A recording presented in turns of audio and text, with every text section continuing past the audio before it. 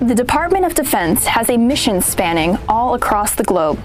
Split between 9 combatant commands, the U.S. Indo-Pacific Command takes the title of largest area of responsibility, covering 100 million square miles, or 52% of the world's surface.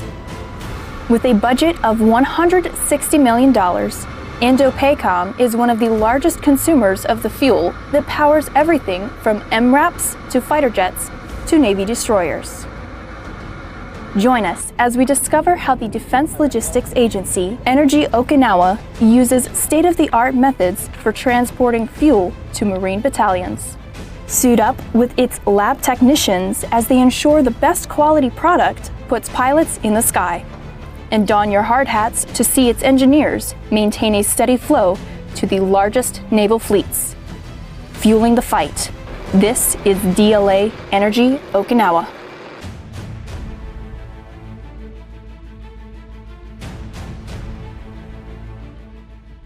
All the fuel on Okinawa, jet fuel, naval fuel, even the stuff that you're buying at the AFE's gas station is either contracted or flows directly through our pipeline to the customer. You've got this massive ocean tanker mooring off of a single point, hence the single point mooring. We're talking about anywhere from 6 to 10 million gallons per vessel, so it's a pretty significant operation. It's not enough to just store the fuel. It has to be tested in order to ensure the quality is safe to use and will get the job done.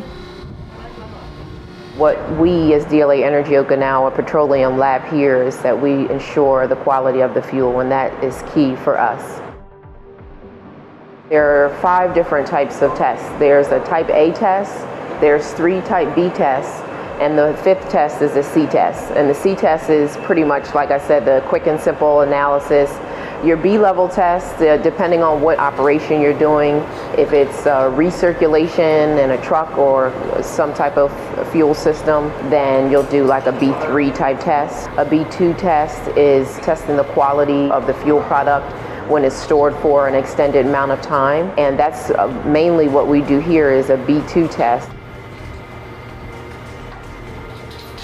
To be able to see the jets flying and see the vehicles driving across the road, very satisfying for me and as well as my team.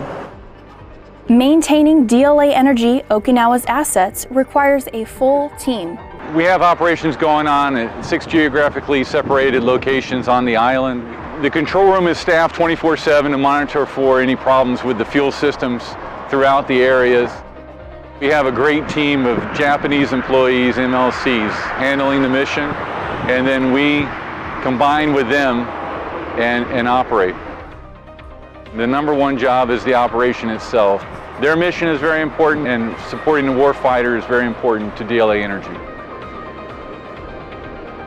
The maintenance team performs over 4,000 scheduled work services every year, managing 7 fuel terminals, 6 pump stations, and over 78 miles of pipeline stretching across the island.